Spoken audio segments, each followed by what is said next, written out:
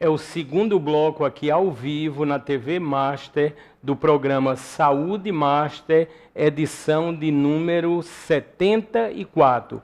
Sempre vamos agradecer a todos que estão agora, por exemplo, no endereço tvmaster.tv e aqueles que estão assistindo aí dos seus lares nos canais da Claro, o canal 20 e em HD o canal 520. Portanto, muito obrigado por essa grande audiência e sempre crescente.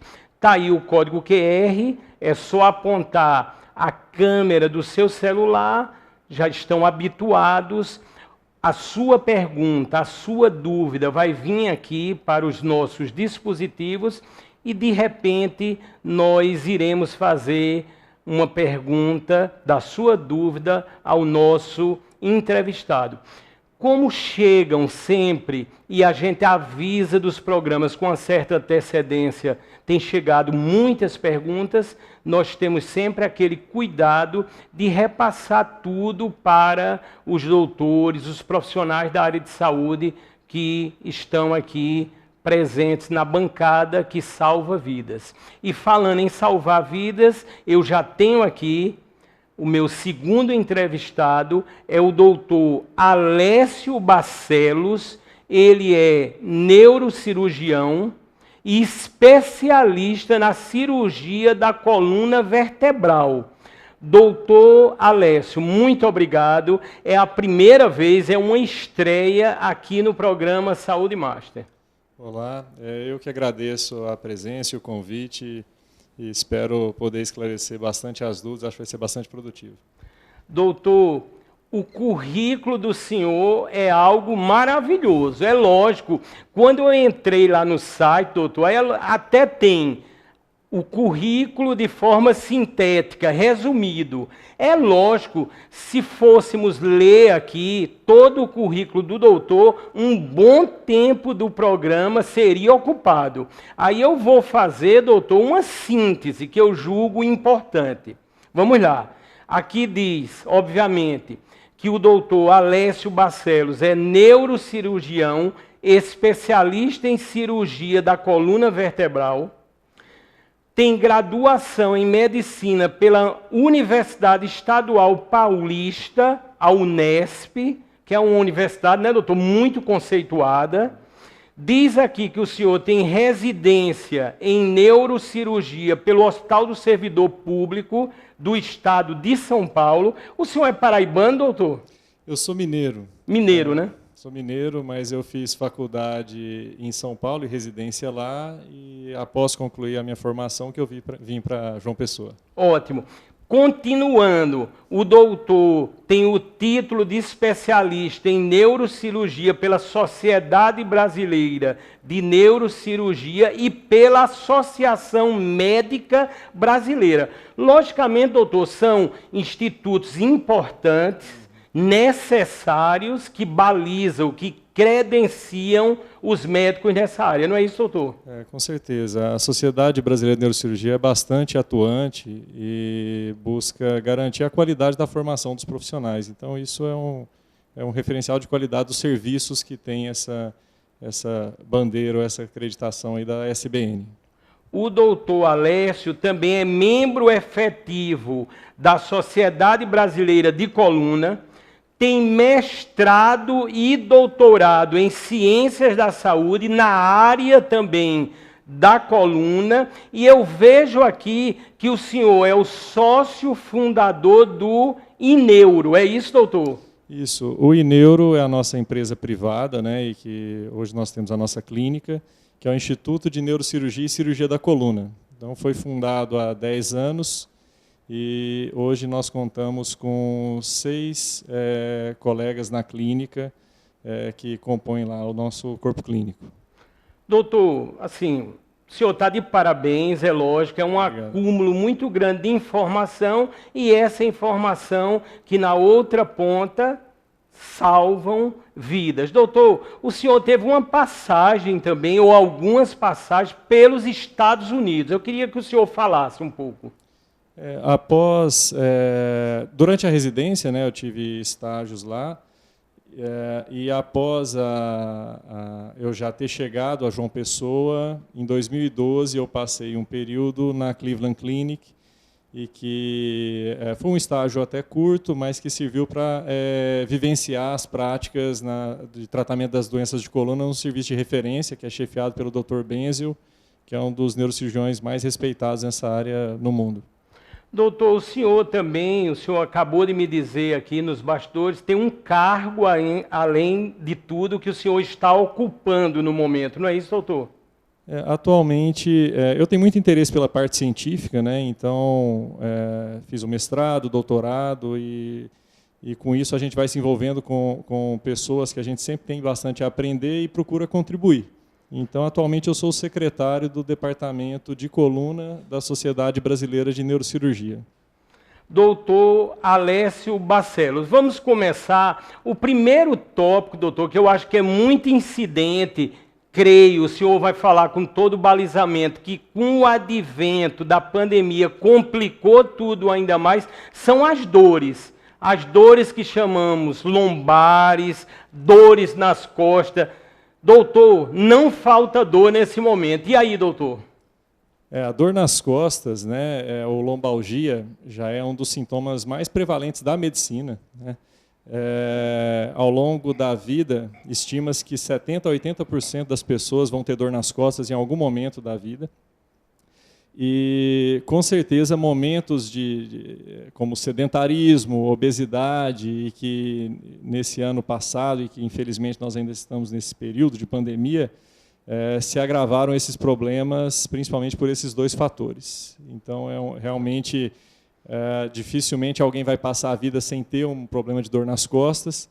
Felizmente, muitos dos casos não vão ser casos crônicos, né? Mas tem muitos cuidados importantes que a gente deve discutir ao longo da entrevista. Doutor Alessio Barcelos, é lógico que nessa fase passamos a ficar, doutor, um tempo muito maior diante do computador, ou seja, de frente para o celular, e isso de modo geral. As crianças também sem aulas. Eu creio que esse fator, pela lógica, deve ter se agravado. E aí, doutor? Com certeza. Além da questão de ter diminuído a parte de atividade física e mudar a dieta, teve muita situação de home office, né, ou de trabalho em casa. E um dos fatores importantes para a dor lombar é a ergonomia ruim, ou seja, você não está com o ambiente de trabalho adequado para ter uma postura boa para trabalhar.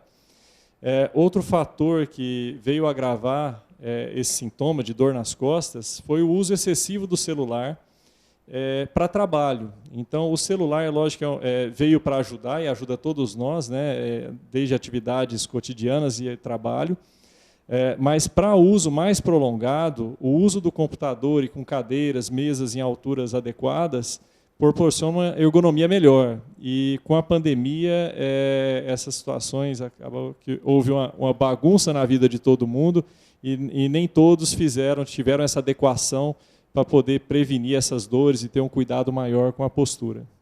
Doutor Alessio, houve uma fase, doutor, da minha vida, eu fui atrás de um bom colchão. A gente sabe que há uma variação muito grande. Quando eu fui atrás, vamos dizer assim, do melhor, eu teria que vender o carro para comprar o colchão. Aí eu pergunto, doutor, essa tecnologia toda que se fala muito aí dos colchões, elas reproduzem saúde, já que o senhor é um especialista na coluna? O colchão, ele é importante, então ele precisa estar adequado ao peso do paciente. Não precisa ser sempre duro, como se estivesse deitando no chão. Então pode ser um pouco mole ou mais duro, a depender também do conforto do paciente. Então isso é o mais relevante, e a postura do paciente para dormir. Então geralmente se recomenda dormir de lado, se for possível com um travesseiro no meio das pernas, mas isso não é indispensável, ou dormir de costas. A posição de bruço não é muito recomendada. Nisso, até, um outro fator é a questão de dormir de rede. Né? Então, Sim, tem pessoas que falam, eu só não tenho dor quando durmo de rede. Né? Como uma forma de condicionamento até para uma postura melhor durante o dia, a postura de rede ela não é ideal porque ela condiciona o indivíduo a ficar mais curvado. Né? Mas tem uma situação também que é muito importante. Tem pessoas que não sentem dor dormindo de jeito nenhum. Então, alguns fatores acabam sendo mais relevantes para aquelas pessoas que têm uma propensão a sentir dor. Tá? Mas, em relação ao colchão, é mais importante ele ser um colchão firme do que, às vezes, as diferentes tecnologias. Né? Lógico que, se você se adequar bem a determinado colchão, ótimo. Mas o principal é ser um colchão mais firme.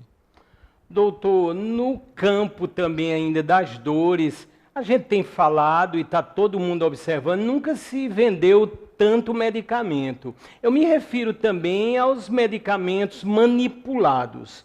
E eu já por algumas vezes manipulei e as pessoas sempre informam, tem aquele remédio que é excelente para dor e por aí vai. A gente sabe que isso é um comércio bilionário. Como é que o senhor vê essa atualização, essa tecnologia também na linha dos medicamentos para dor?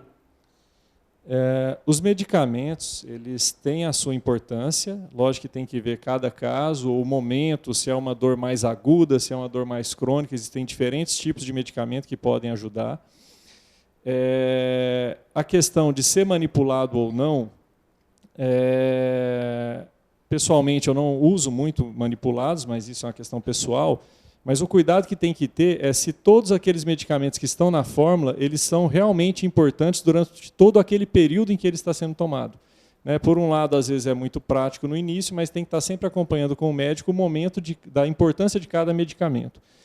E mais importante ainda é que o tratamento das dores, eles devem envolver principalmente uma reeducação física. Né? Então, a questão de fisioterapia, de atividade física com orientação adequada, porque é isso que vai dar um resultado de médio e longo prazo satisfatório.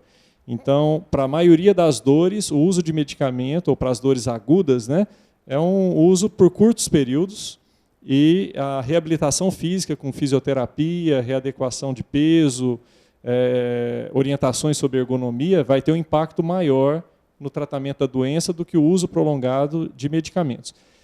Abrindo só um parênteses, é lógico, em situações de dores crônicas, aí requer um acompanhamento mais periódico e, às vezes, uso de medicamentos contínuos.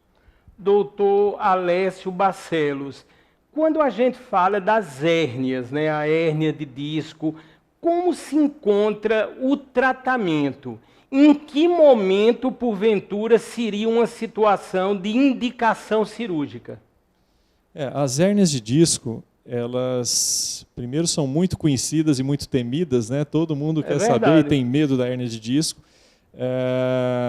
Cerca de 20% a 30% das pessoas que não sentem nada pode ter pequenas hérnias de disco que não geram repercussão e que não precisam ser conhecidas se a pessoa é assintomática. Tá?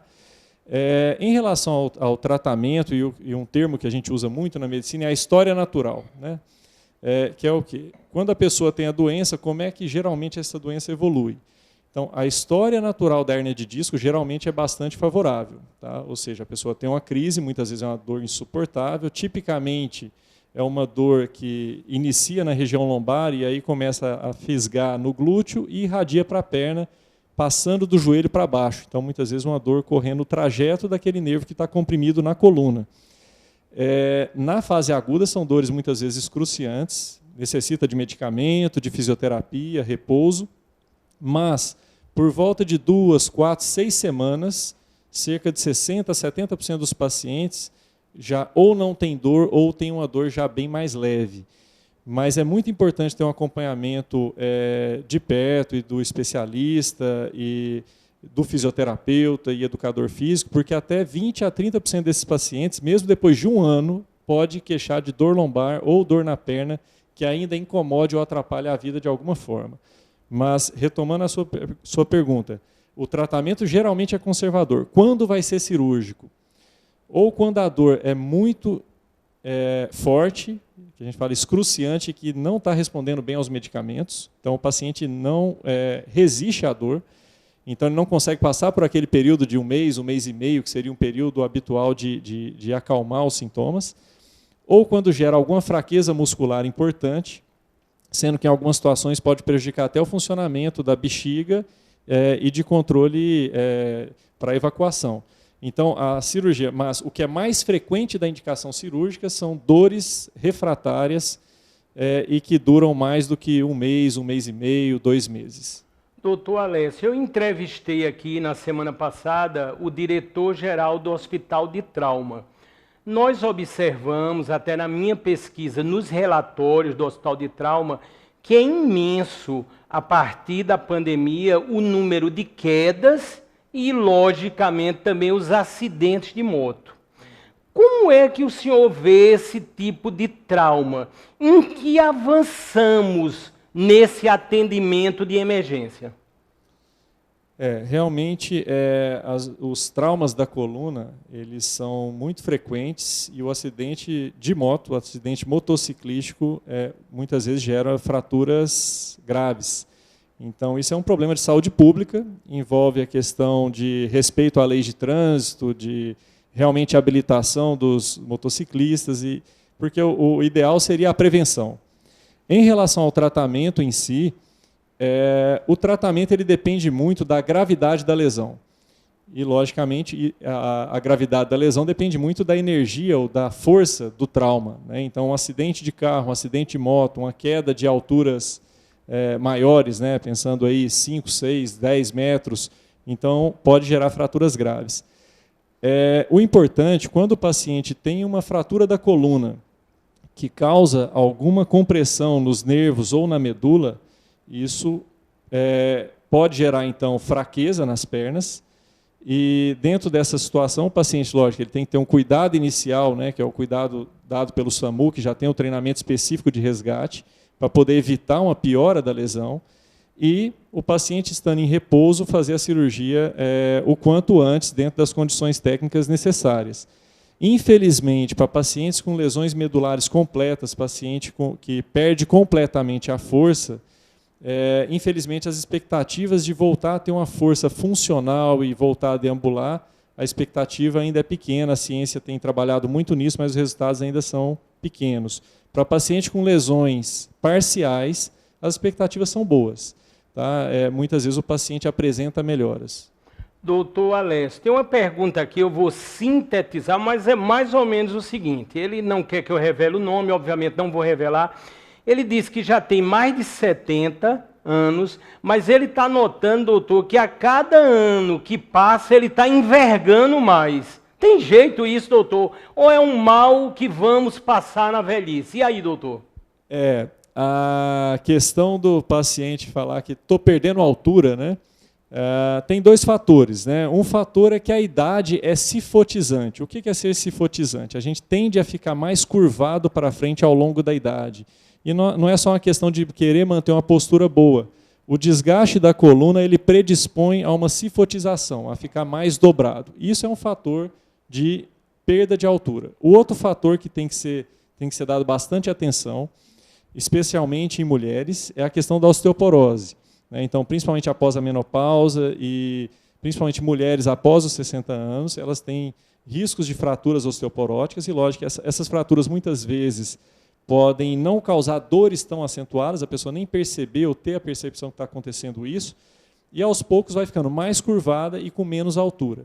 Então, como medida preventiva disso, pensando tanto na osteoporose quanto a perda, né, essa alteração da postura, a questão de, ao longo da vida, né, isso não é uma coisa para mudar só mais tardiamente, é lógico que sempre é dia para você mudar, mas ao longo da vida, ter uma atividade física regular, uma alimentação saudável, um pouco de exposição ao sol é saudável para os ossos, né? Então isso fortalece os ossos. E esse controle a partir dos 60 anos para observar se tem osteoporose ou não, ou se tem uma tendência a ter osteoporose, para poder fazer o tratamento adequado e buscando prevenir a perda de massa óssea e fraturas osteoporóticas. Doutor, nesse contexto, vamos falar um pouco, foram muitas perguntas que chegaram sobre as artroses, que na verdade cria um tipo de reumatismo, seria esse o caminho?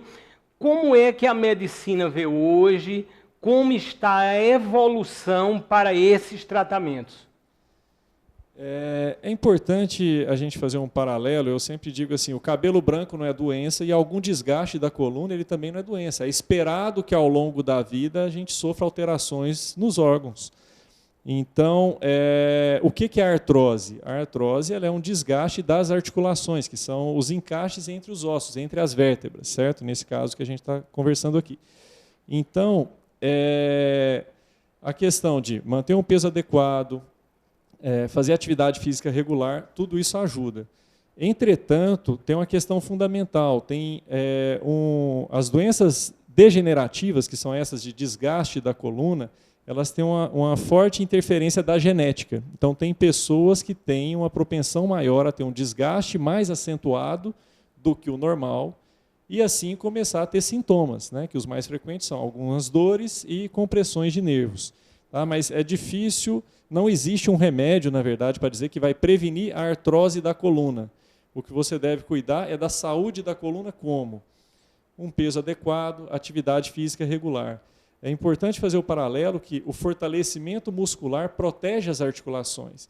Às vezes a pessoa não associa muito isso para a coluna, mas vê facilmente, às vezes um jogador de futebol que opera um joelho, ele opera o joelho e vai fortalecer o músculo.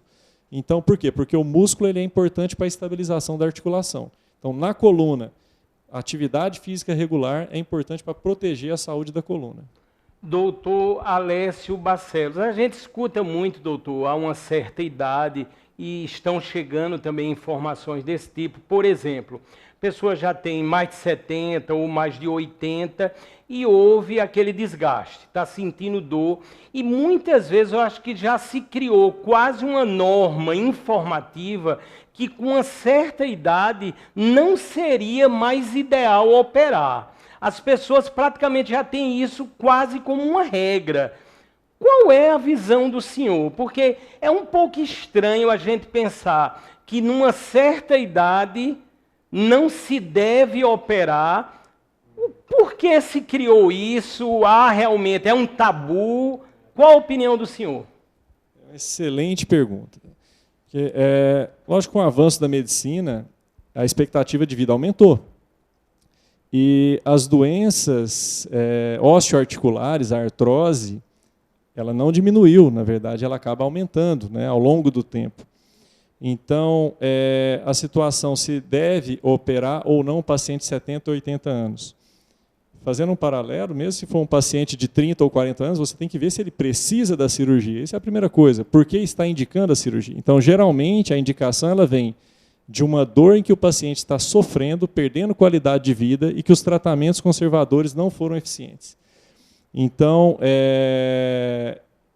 recentemente, eu tive pacientes, aí, talvez uns 3 ou 4 pacientes com mais de 80 anos e que simplesmente não tinham qualidade de vida, e você chega a um ponto que o paciente, lógico, se um remédio não resolve, a tendência é o quê? Dar um remédio mais forte. E um remédio mais forte, às vezes, o idoso não tolera. Então, o que se deve fazer primeiramente é o seguinte: a doença está limitante, o paciente está sofrendo realmente, os tratamentos conservadores esgotaram, se esgotaram e tem a indicação de cirurgia, e isso é uma questão de esgotar as opções conservadoras para todas as faixas etárias, o que se deve ter um critério, um rigor, é avaliar qual é a condição clínica do paciente passar por uma cirurgia. Então, se o paciente tem uma avaliação do cardiologista, ou se ele tem alguma outra doença crônica que requeira avaliação de outro especialista, e ele tem uma condição de passar por uma cirurgia, lógico que você vai procurar fazer a cirurgia a menor necessária para o paciente, discutir às vezes que algum resultado parcial pode ser melhor do que em algumas situações buscar um resultado total numa cirurgia de um porte muito grande, e os pacientes muitas vezes ficam muito satisfeitos quando saem de uma dor que não conseguia levantar da cadeira, dar um passo, ir num supermercado. Então é um tabu, é uma questão realmente de avaliar o paciente e personalizar o tratamento. Nós estamos aqui ao vivo na TV Master entrevistando o doutor Alessio Barcelos, que é neurocirurgião e um dos grandes realmente especialistas na cirurgia da coluna vertebral. Queria aproveitar esse momento para falar em outro patrocinador, que é o Indicomed. O IndicoMed é um aplicativo, ele será lançado brevemente, nós já passamos a avisar aqui, lógico, no Saúde Master, ele será inovador.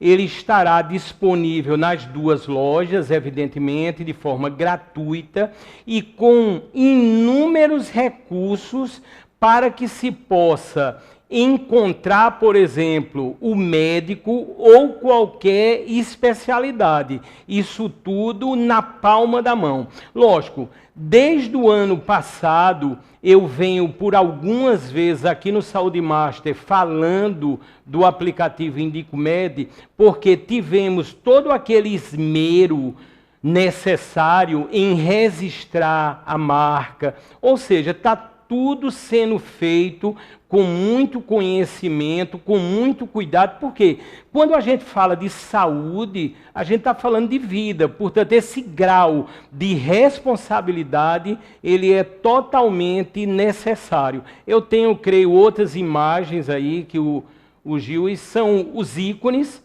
que estarão presentes no aplicativo. Assim que ele for disponibilizado para instalar ou para baixar, obviamente, eu vou avisar aqui no programa e a gente vai falar dos recursos inovadores que o IndicoMed terá. Portanto, esse ano, lógico, a medicina, a área de saúde como um todo, cresceu muito com a pandemia, né? Alguns dizem que em 10 meses cresceu 10 anos. Portanto, os aplicativos, eles estão também nesse contexto. Portanto, uma vez falando em aplicativo completo para a área da saúde, brevemente vocês terão à disposição o aplicativo IndicoMed.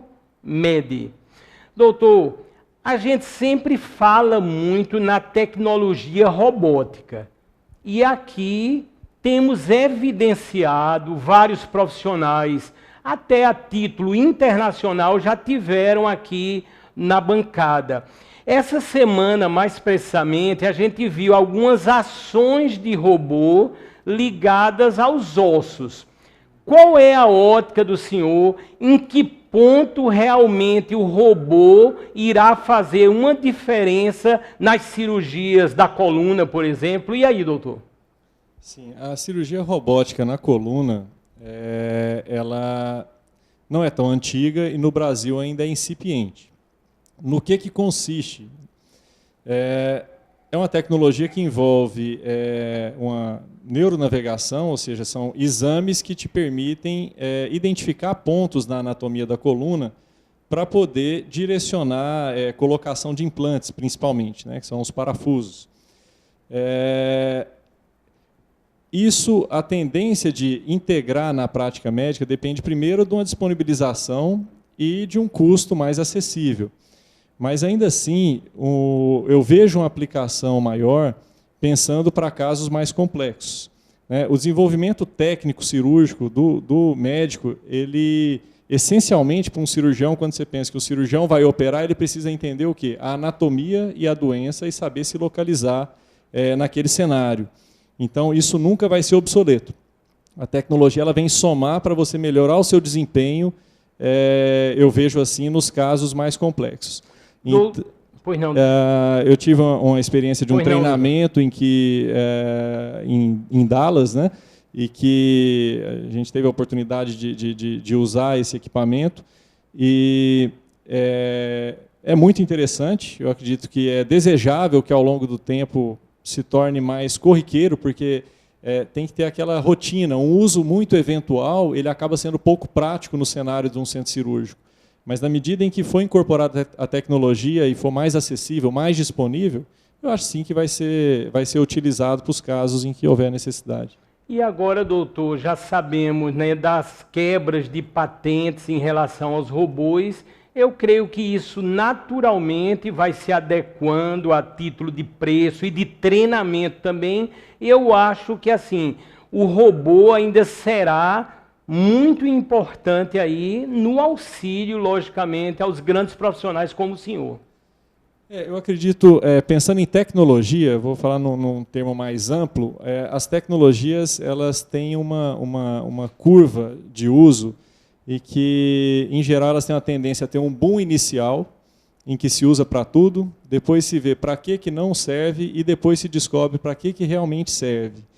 Então, eu acredito que não é a gente pensar que o robô vai ser necessário sempre, e sim ter um uso racional da tecnologia e dos recursos, né? Existe um termo da questão da custo-efetividade das tecnologias. Então, acho que na ciência, na medicina, é muito importante ter esse discernimento de custo-efetividade, o que é necessário para o quê.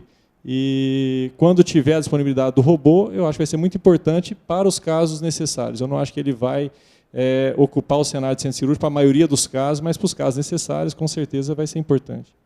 Doutor Alessio, estão chegando aqui algumas perguntas, eu quero que o senhor traduza o que seria isso, é o chamado estreitamento do canal espinhal.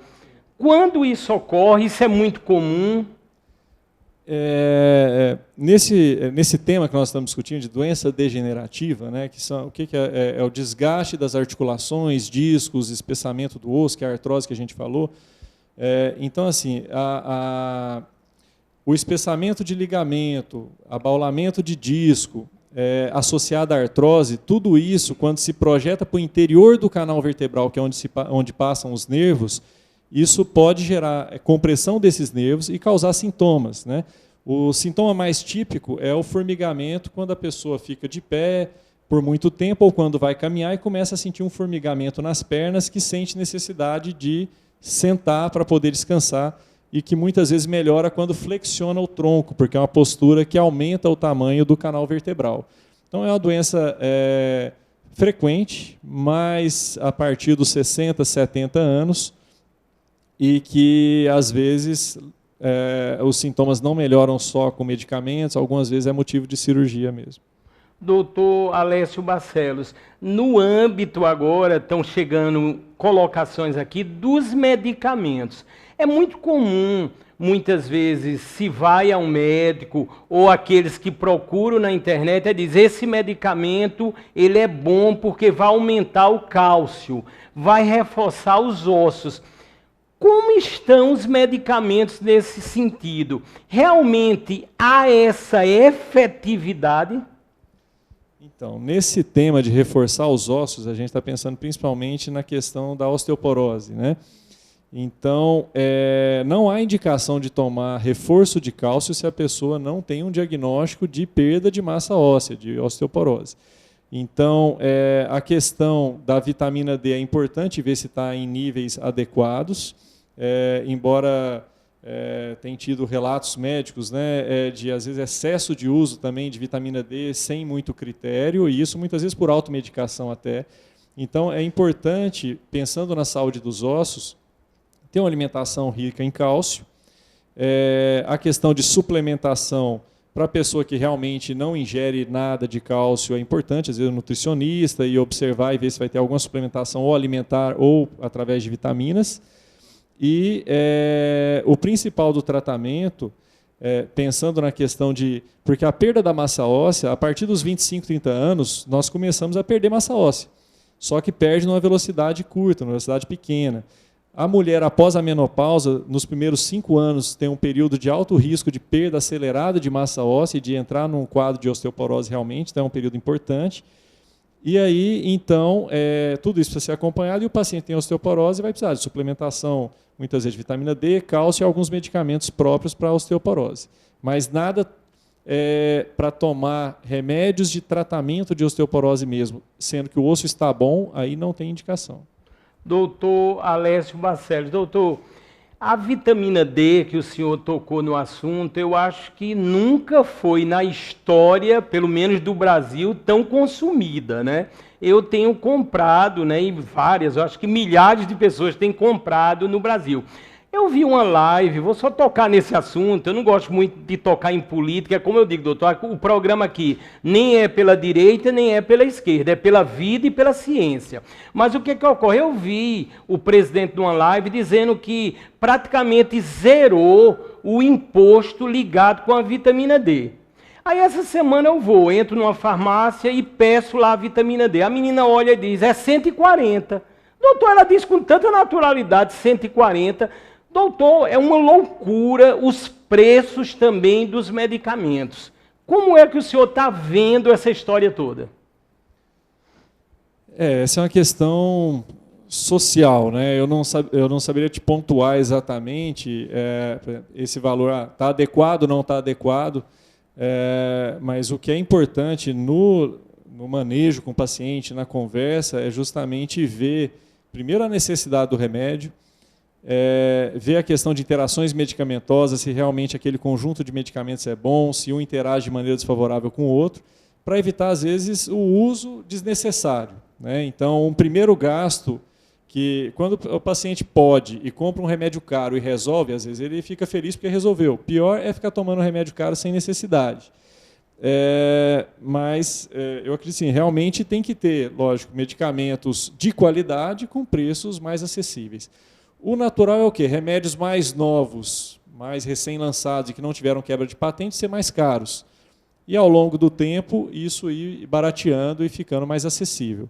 E lógico que fazer pesquisa de preço, porque existe também uma concorrência grande entre farmácias e acho que essa é uma recomendação de sempre procurar opções para poder buscar uma economia aí.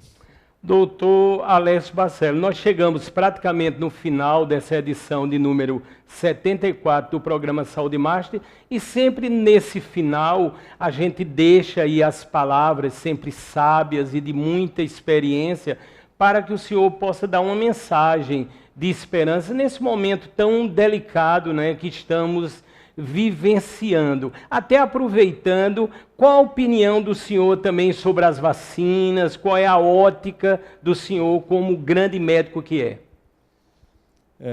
Em relação às vacinas, primeiramente, eu acredito que assim, existem instituições sérias trabalhando em torno disso, existem diferentes vacinas sendo testadas, e profissionais habilitados a avaliarem a eficácia e cientes do impacto disso no controle da pandemia. Então, eu acredito que, nesse momento, a gente precisa acreditar nas instituições, precisa acreditar na Anvisa, precisa acompanhar aí os depoimentos da OMS. E eu acredito que, realmente, quando chegar no posto de saúde para ser aplicada uma vacina, eu acredito que é porque essa vacina foi testada e comprova-se que o benefício dela é maior do que a gente correr o risco da doença. A gente tem que entender que o período é muito curto para a gente querer respostas, às vezes, muito exatas. Então, não adianta, a ciência ela não vai dar uma resposta perfeita, como nós não somos perfeitos. E o dia que chegar a vacina, eu vou ser um que vou colocar o braço para tomar a vacina, independente do nome. Ao longo do tempo, provou que determinada vacina é melhor do que a outra, eu acredito que isso vai estar sendo visto pelo Ministério da Saúde também, e isso vai ser, tem a questão de novas cepas e etc. Mas eu sou do time que acredito que, se nós queremos tanta vacina e tem tantas instituições batalhando para fornecer isso para nós, quando chegar, tomar a vacina. Em relação ao cenário como um todo, né, lógico que muito se espera e muita expectativa está em torno da vacina, mas o que nós precisamos lembrar é que o ano mudou, mas a situação atual ela é a mesma. Isso não é para gerar desespero, na verdade precisa ter serenidade e ter calma e entender que a doença ainda é a mesma. Então, manter os cuidados, porque a prevenção ainda é o melhor caminho. A partir do momento que tiver a vacina, a gente vai notar realmente. Então, o que vai mostrar para nós se a vacina resolveu o problema são as curvas de mortalidade, as curvas de incidência, e isso não vai ser uma coisa tão imediatista. Então, precisa ter calma e esperar um pouco o tempo passar. Doutor Alessio Barcelos, neurocirurgião, muito obrigado de coração pela presença do senhor aqui, pela primeira vez no programa Saúde Master. Estão perguntando também, doutor, como faz para encontrar o senhor? Qual seria o caminho? Sim, nós temos o Instagram, dr.alessiobarcelos, e o site Alessio Barcelos. A clínica em que eu trabalho chama-se Ineuro, então tem no site também IneuroPB, e através desses canais e do Google, certamente vai nos encontrar. Com certeza. Doutor, muito obrigado mais uma vez. Fique com Deus. Muita saúde, né, principalmente, que é o que a gente tem desejado para todos. E daqui estamos finalizando a edição de número 74 do programa Saúde Master. Sempre agradecendo, realmente. Tenho a certeza que fizemos um grande programa, mais uma vez, e de imensa utilidade pública. Fiquem com Deus e até a edição próxima do Saúde Master, que será a de número 75.